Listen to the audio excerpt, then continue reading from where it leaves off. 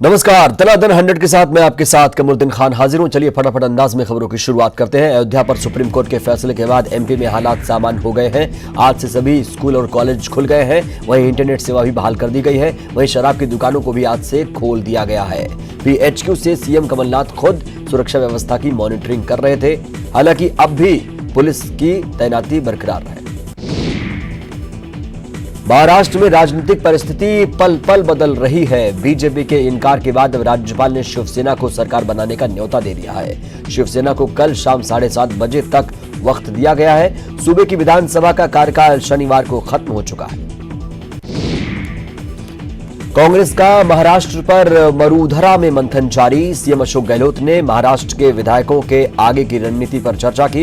इस दौरान सुशील शिंदे और मल्लिकार्जुन खड़गे भी मौजूद रहे। सुबह मल्लिकार्जुन खड़गे दिल्ली के लिए रवाना हो गए। गुरु नानक देव जी के 550वें प्रकाश उत्सव के चलते आज और कल ऑड इवेंट से छूट रहेगी। 2 दिन के लिए दिल्ली में निजी वाहनों मालिकों को राहत तो मिलेगी, लेकिन इस दौरान करीब 10 लाख वाहनों के सड़कों पर उतरने से प्रदूषण स्तर में एक बार फिर बढ़ोतरी हो सकती है। भारत में चुनावी नियमों को कड़ाई से लागू करवाने वाले पूर्व मुख्य चुनाव आयुक्त टीएन शेषन का कल रात चेन्नई में दिल का दौरा पड़ने से निधन हो गया।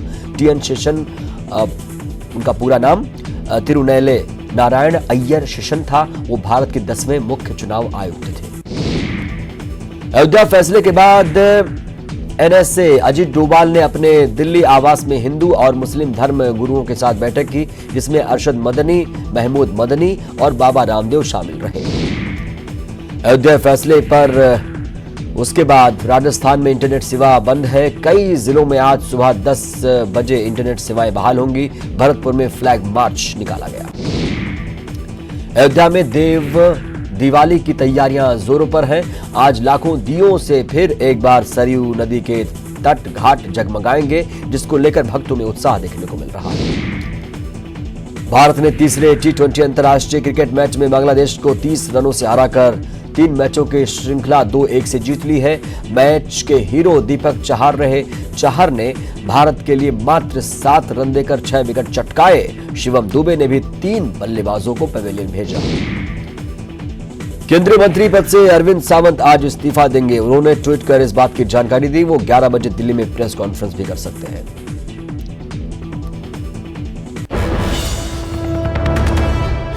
बड़ी खबर, एनडीए छोड़ सकती है शिवसेना। जी हां, एनडीए छोड़ सकती है शिवसेना।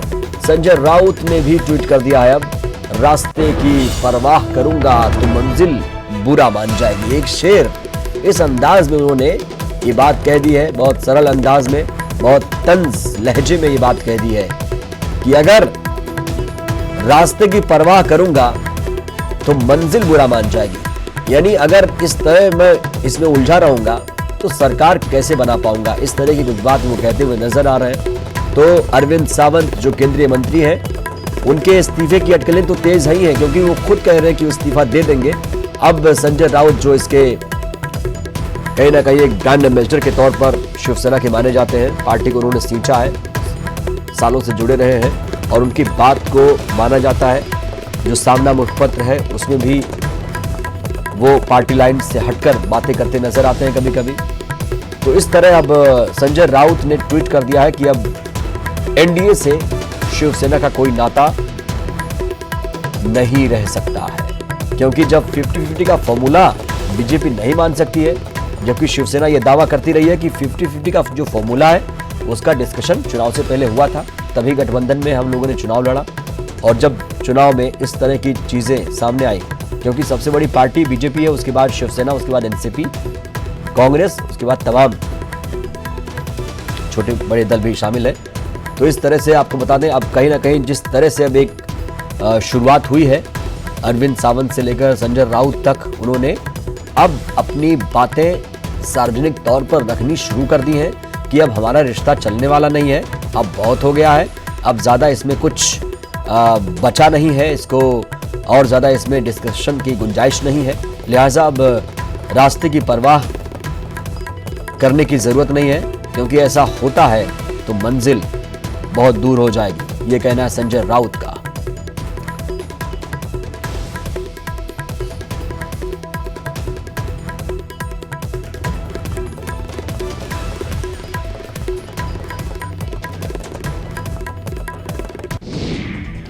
छत्तीसगढ़ के मुख्यमंत्री भूपेश बघेल दिल्ली दौरे पर हैं, जहां सीएम केंद्रीय नेताओं से मुलाकात कर पीसीसी की नई टीम को लेकर चर्चा करेंगे। इसके अलावा सीएम राजस्थान के दौरे पर भी जाएंगे।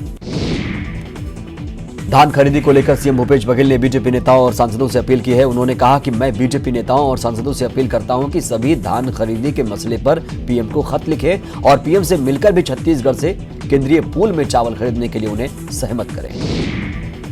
सीएम भूपेश बघेल बलौदाबाजार जिले के ग्राम बिटकुली पहुंचे और मनवा कुर्मी समाज के 74वें महाधिवेशन में शामिल हुए और समाज के वर वधु के परिचय पत्रिका का भी शुभारंभ किया।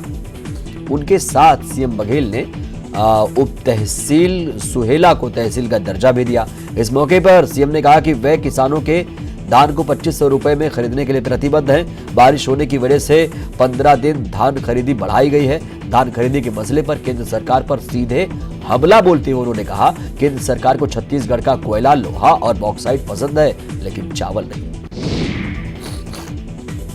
छत्तीसगढ़ में निकाय चुनाव को लेकर कवायद शुरू हो गई है। इसी के मद्देनजर राज्य निर्वाचन आयुक्त ठाकुर राम सिंह ने प्रदेश के सभी कलेक्टर और एसपी की बैठक बुलाई। ये बैठक 14 नवंबर को अरण्य भवन में होगी, जिसमें मुख्य सचिव, डीजीपी समेत आला अधिकारी मौजूद रहेंगे।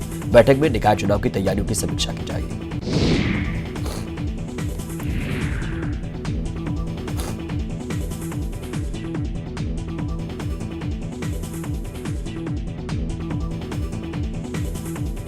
भारत में चुनावी नियमों को कड़ाई से लागू करवाने वाले मुख्य चुनाव आयुक्त टीएन शेषन का कल रात चेन्नई में दिल का दौरा पड़ने से निधन हो गया।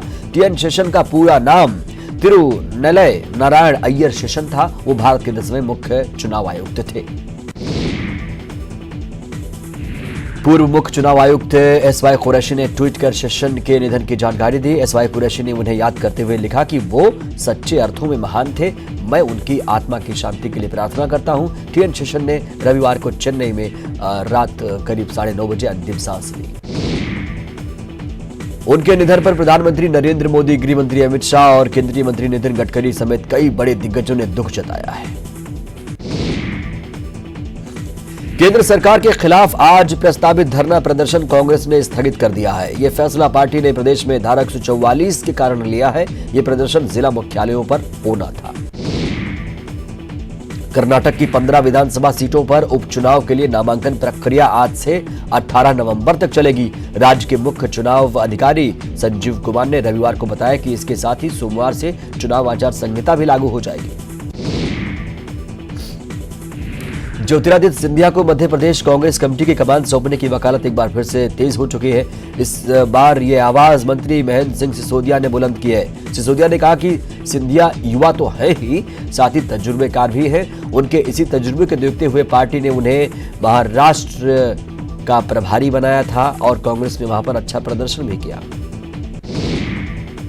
अब दुबई में इन्वेस्टर समिट का आयोजन किया जाएगा। मार्च में होने वाले इस आयोजन में 60 से ज्यादा निवेशक शामिल होंगे। इस मुद्दे को लेकर सीएम कमलनाथ ने कई निवेशकों से चर्चा की।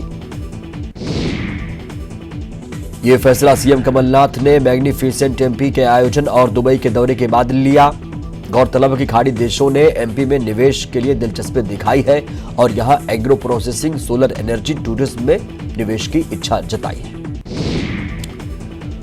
विजिल ब्लोअर आशीष चतुर्वेदी ने पीएमओ को पत्र भेजा है। आशीष ने ई पासपोर्ट बनाने के टेंडर को लेकर पीएमओ विदेश मंत्रालय को पत्र लिखा। आशीष के मुताबिक ई टेंडर के जरिए पासपोर्ट बनाने का ठेका दिया जाना है, जिसके लिए 6 कंपनियों ने टेंडर डाले थे। इनमें शॉर्ट लिस्ट करने के बाद फ्रांस की जोमेल्टो कंपनी टॉप पर है, जबकि जोमेल्टो 2017 से पाकिस्तान के लिए पासपोर्ट का काम कर रही है। आशीष के मुताबिक टेंडर की शर्तों के मुताबिक चीन या पाकिस्तान से संबंध रखने वाली कंपनी को ठेका नहीं दिया जाना चाहिए, लेकिन अफसरों ने सरकार को अंधेरे में रखकर जोमेल्टो जैसी कंपनी को टेंडर डालने और उसे ठेका दिलाने की कोशिश की। आशीष ने तमाम दस्तावेजों के साथ ये पत्र भेज दिया है। भोपाल से बड़ी खबर यह है कि बिजली विभाग की समीक्षा बैठक है आज। ऊर्जा मंत्री प्रियव्रत सिंह बैठक करेंगे। उनके अध्यक्षता में बैठक होगी। अधिकारियों के साथ विभाग की समीक्षा करेंगे। बिजली बिल रिकवरी का एक एक्शन प्लान भी तैयार किया जाएगा। तो बिजली बिल को लेकर लगातार सरकार प्लान बनाती रहती है, नीतियां, कार्यक्रम चलाती रहती, बनाती रहती है और ऐसे में ऊर्जा मंत्री प्रियव्रत सिंह आज बैठक करेंगे और बिजली का मुद्दा वैसे सरकार के लिए भी अपने आप में एक चुनौतीपूर्ण मुद्दा है, क्योंकि इसको लेकर विपक्ष भी लगातार मुखर होता रहा है। बिजली के बिल भी कई बार जलाने की कोशिश की गई, क्योंकि विपक्ष को लगता है कि सरकार का इसमें हाथ है बिजली बिल में, और ऐसे में बिजली बिलों को लेकर बिजली विभाग एक बार फिर से मंथन की तैयारी में है और बिजली बिल रिकवरी का एक्शन प्लान तैयार किया जाएगा।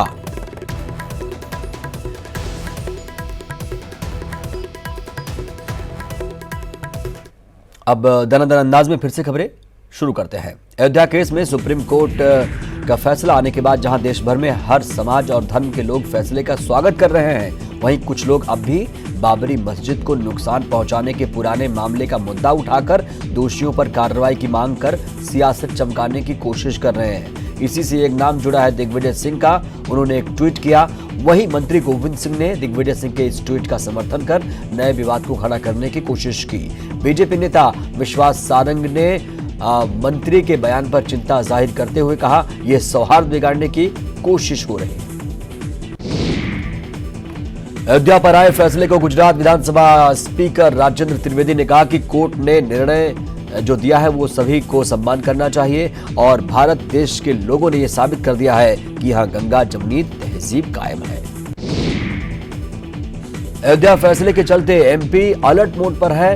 राजधानी भोपाल में खाने पीने की दुकानों को छोड़कर प्रमुख मार्केट रविवार को पूरी तरह से बंद किए गए। वहीं मुख्यमंत्री कमलनाथ के सभी कार्यक्रम आज तक के लिए निरस्त किए गए हैं। आज आयोजित होने वाले अर्जुन सिंह की प्रतिमा के अनावरण का कार्यक्रम भी निरस्त हो गया है। सीएम खुद अफसरों के संपर्क में रहकर प्रदेश भर से फीडबैक ले रहे हैं। राजधानी भोपाल में पुलिस और प्रशासन ने सुरक्षा व्यवस्था का जायजा लिया। इतवारा थाना क्षेत्र में कलेक्टर पहुंचे और दुकानों पर जमा भीड़ को हटाया। इस दौरान डीआईजी भी मौजूद रहे। अयोध्या मामले पर सुप्रीम कोर्ट के फैसले का ओरछा के लोगों ने स्वागत किया। यहां एहतियातन सुरक्षा के तगड़े बंदोबस्त किए गए थे, लेकिन यहां माहौल पूरी तरह शांत है। सिवनी में सोशल मीडिया पर गलत पोस्ट करने और अफवाह फैलाने वाले 8 लोगों को पुलिस ने हिरासत में ले लिया है। हिरासत में लिए गए युवकों पर आरोप है कि ये लोग सोशल मीडिया का गलत इस्तेमाल कर रहे थे। पुलिस ने यह साफ कर दिया है कि जो भी इस तरह की गतिविधियों में शामिल होगा उसके खिलाफ सख्त कार्रवाई की जाएगी। सिंगरौली में अयोध्या फैसले के बाद सुरक्षा के तगड़े बंदोबस्त रहे। सिंगरौली बेहद संवेदनशील जिला है। इससे यूपी और छत्तीसगढ़ की सीमाएं लगती हैं। बॉर्डर इलाका होने के चलते बेहद चाक चौबंद व्यवस्था की गई। पुलिस हर स्थिति से निपटने के लिए तैयार थी। गाड़ियों की चेकिंग की जा रही है। हर आने जाने वाले लोगों पर नजर रखी जा रही है। गुना में धारा 144 लागू होने के बावजूद खुलेआम कानून की धज्जियां उड़ाने का मामला सामने आया। धारा 144 लागू होने के कारण शराब बिक्री पर भी प्रतिबंध लगाया गया था। इसके बावजूद शराब की दुकानों से चोरी छिपे शराब की अवैध बिक्री की गई। गुजरात विधानसभा के अध्यक्ष राजेंद्र त्रिवेदी शनिवार को सामाजिक कार्यक्रम में शामिल होने के लिए बिलासपुर पहुंचे, जहां उन्होंने पत्रकारों से चर्चा करते हुए कहा कि शनिवार का दिन सभी के लिए बेहद महत्वपूर्ण रहा। पुष्कर में चल रहे मेले के दौरान विदेशियों के लिए भारतीय दूल्हा दुल्हन की एक अनूठी प्रतियोगिता आयोजित की गई। इस प्रतियोगिता में 7 समुंदर पार से मेला देखने आई विदेशी युवतियों ने 16 श्रृंगार करके भारतीय दुल्हन का वेशभूषा धारण किया और लोगों के बीच आकर उनका अभिवादन किया। वहीं विदेशी युवकों को दूल्हा बनाकर उतारा गया। अंबिकापुर में प्याज पर सियासत तेज हो चुकी है। अंबिकापुर पहुंचे प्रदेश के नगरीय प्रशासन मंत्री शिव कुमार डहरिया ने प्याज की बढ़ती कीमतों के लिए केंद्र सरकार को जिम्मेदार बताया, जबकि बीजेपी नेता प्रदेश सरकार को कोसते नजर आ रहे हैं। बुरहानपुर के निजी अस्पताल ने बेटी बचाओ बेटी पढ़ाओ अभियान के लिए नई पहल शुरू कर दी है। अस्पताल प्रबंधन ने बालिका के जन्म होने पर किसी तरह का शुल्क नहीं लेने का फैसला किया। इसके साथ ही बेटी के जन्म होने पर प्रसूता का भी सम्मान करने की बात कही। सीधी जिले के आदिवासियों के स्वास्थ्य सेहत के लिए लाई गई योजना फ्लॉप साबित हो रही है। करोड़ों के लागत से लाई गई डायग्नोसिस बस योजना बजट के अभाव से धूल फेंक रही है। उमरिया जिले में डॉक्टरों के अभाव में चरमराई स्वास्थ्य सुविधाओं से मरीज परेशान है। स्थानीय लोग कई बार डॉक्टरों और स्टाफ की मांग कर चुके हैं, लेकिन कोई असर नहीं हुआ।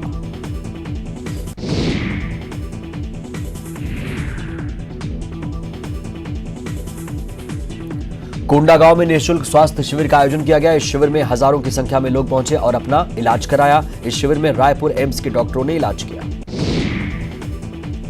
दुर्ग की शिवनाथ नदी में एक तैरती हुई लाश मिली। मृतक की शिनाख्त सुपेला चैक भिलाई के कपड़ा व्यापारी हीरादास खेवानी के तौर पर हुई। व्यापारी पिछले 2 दिनों से लापता था।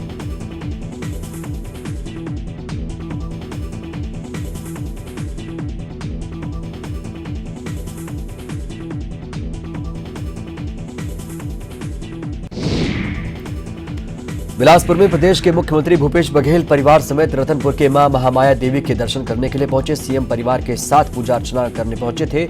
सुख शांति की कामना की। इस दौरान रतनपुर और बिलासपुर के कई कांग्रेसी कार्यकर्ता पदाधिकारी मौजूद रहे।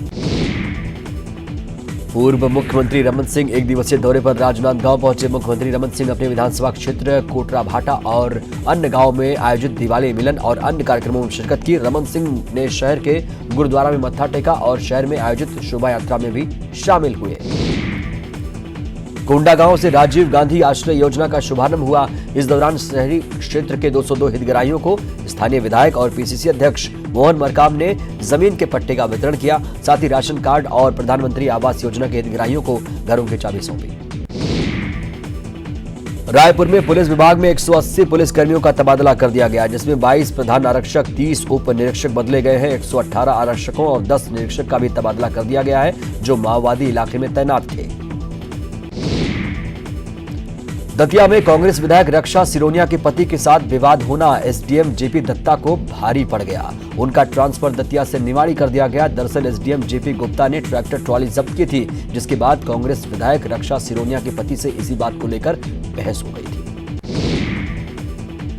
इंदौर क्राइम ब्रांच ने फर्जी अधिकारी और उसके साथ एक साथी को गिरफ्तार किया। दोनों पर 50 से ज्यादा वारदात देने का अंजाम है, आरोप है। इन्होंने प्रदेश के कई शहरों के साथ महाराष्ट्र और दिल्ली में ठगी की वारदात को अंजाम दिया। पुलिस दोनों आरोपियों से पूछताछ कर रही है। राजधानी रायपुर के जिम संचालक और बॉडी बिल्डर्स द्वारा प्रतिबंधित स्टेरॉइड का धड़ल्ले से इस्तेमाल किया जा रहा है। स्टेरॉइड इसके इस्तेमाल के बाद एक बॉडी बिल्डर्स की स्थिति नाजुक हुई, जिसका निजी अस्पताल में इलाज जारी है। पुलिस ने जिम ट्रेनर को गिरफ्तार कर लिया है। बिलासपुर में लगातार नशीली दवाओं का कारोबार खुलेआम बढ़ने लगा है। कारोबारी भयमुक्त होकर शहर के युवाओं को नशे की लत लगाकर गुनाह करने पर मजबूर कर रहे हैं। नशीली दवाएं सीमावर्ती प्रदेश से भारी मात्रा में शहर में पहुंच रही हैं और विभाग के अधिकारी महज ऑफिस में बैठकर खानापूर्ति करते नजर आ रहे हैं। यही नहीं, अधिकारी शिकायतकर्ताओं का फोन तक रिसीव करना मुनासिब नहीं समझ रहे। सीहोर के प्राचीन गणेश मंदिर रोड पर उस वक्त अफरा तफरी मच गई जब एक कार अचानक धू-धू कर जलने लगी। गनीमत रहे कि कोई जनहानि नहीं हुई। कार में आग जैसे ही लगी, जो लोग इसमें बैठे थे बाहर आ गए। राहगीरों ने दमकल को सूचना दी। मौके पर पहुंची दमकल की गाड़ी ने आग को बुझाया, लेकिन तब तक आग पूरी तरह से फैल चुकी थी और पूरी कार को चपेट में ले रखा था।